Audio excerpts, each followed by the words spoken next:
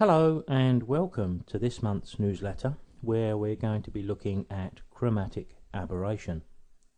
I received an email recently which said, I find a lot of my landscape images have a blue fringe in the leaves. The camera is set to normal images, not enhanced. I also shoot RAW and I've tried to reduce the blue, but then the sky is too light.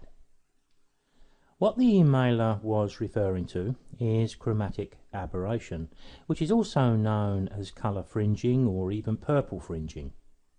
It's a common optical problem that occurs when a lens is either unable to bring all of the wavelengths of colour to the same focal plane, or when the wavelengths of colour are focused at different positions on the focal plane. That was a technical explanation of the cause which I lifted from the internet, but basically all lenses have this issue, even the expensive ones. But it is an important issue for us photographers because if the lighting conditions has caused chromatic aberration in our raw image, we're only going to make it infinitely worse if we increase vibrance or saturation, and we're likely to need to do that in most cases. Now the other problem that we have is that chromatic aberration is very easy to miss. Here we're viewing 3 thumbnails in Adobe's Bridge, but I could easily be viewing them in Lightroom. At this particular size we can see no evidence of chromatic aberration at all. But it's a different story when we open up the images and enlarge them on screen. Generally speaking, chromatic aberration will form around dark areas like the twigs in this landscape against the light sky. To some extent, any of the dark areas here against the background sky, although it's a little bit lost here because of the warm sunset colour. This is probably the best thumbnail to show chromatic aberration because here, even though the thumbnail's large, as I said, we don't see any chromatic aberration. But let's take a closer look by opening this up in Camera Raw. Even at this size it's a little bit difficult to see, although if you know what you're looking for you can see it. But as soon as I zoom in, then the chromatic aberration is blatantly obvious. In this case it's a sort of a green and a blue fringing. Sometimes it can be cyan and magenta. You can appreciate the problem that chromatic aberration can cause us.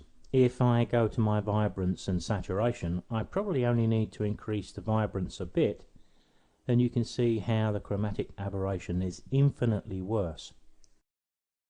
Now let me double click that vibrance to take it back to a standard raw shot. The good news is that chromatic aberration is easy to eradicate automatically in most cases within Photoshop and Lightroom. And even in stubborn cases we have a manual setting which allows us to defeat chromatic aberration in almost every circumstance. Now whether you're a Photoshop user or you're a user of Lightroom or a bit of both, dealing with chromatic aberration really should be one of the first things you deal with, so when you go on later to start to adjust the colour, you can do so with a fair degree of confidence. But we can demonstrate how effective the tools are in Camera Raw and Lightroom. They are identical in both. The area you need to go to is an area called Lens Corrections. Here it is up here. If I select it, straight away we come up with a Profile tab. We've got 2, Profile and Manual. The Profile tab I'm most interested in here, of course, is this one at the top. There it is, Remove Chromatic Aberration. And if you look at the lady taking the picture there as I tick the box, you can see just how effective this selection of that Remove Chromatic Aberration is 9 times out of 10. Now let me just remove that tick for a moment so we can be reminded just how bad that chromatic aberration was and how effective Photoshop and Lightroom is in fixing this problem.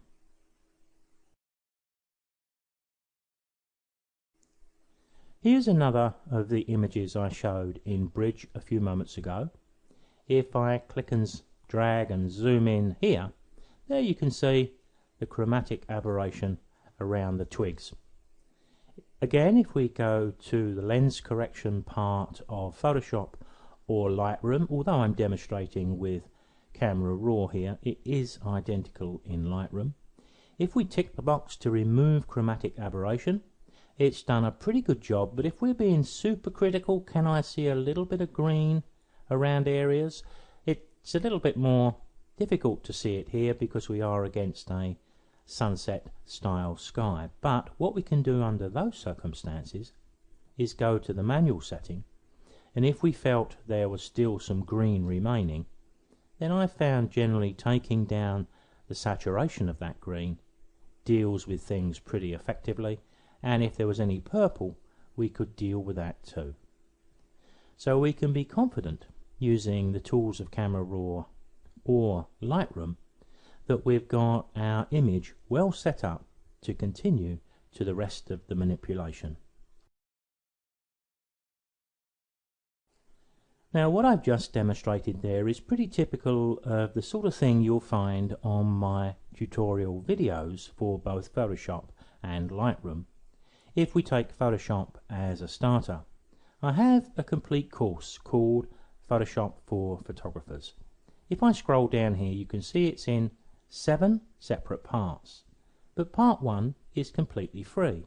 So feel free to go to part 1, click, download the MP4, in fact it's a set of videos, not just one, where you can evaluate what I'm doing and how I put my message across. But it's much the same as what you're watching here.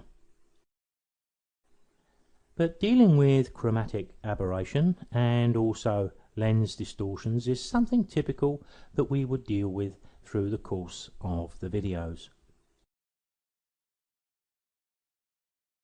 Now this is one of the subjects which is also typical of my Lightroom Creative Cloud videos, and if I scroll down on this particular set you'll see that I split them into 3 sections: the library and catalogue module, the develop module, and also the export module down below. And if you look over to the left hand side you can see lens corrections, dealing with colour, dealing with the profile, dealing with manual settings, and some basics too. Coming back into Camera Raw, this is the last of the 3 images I had in Bridge. If I zoom in on the bottom of that post there we can see the chromatic aberration both sides, not quite as bad as the lady, but if we were to start to increase vibrance you can see we can soon make it a lot worse. So here once again, if we go to the lens corrections and tick the box, chromatic aberration is dealt with automatically.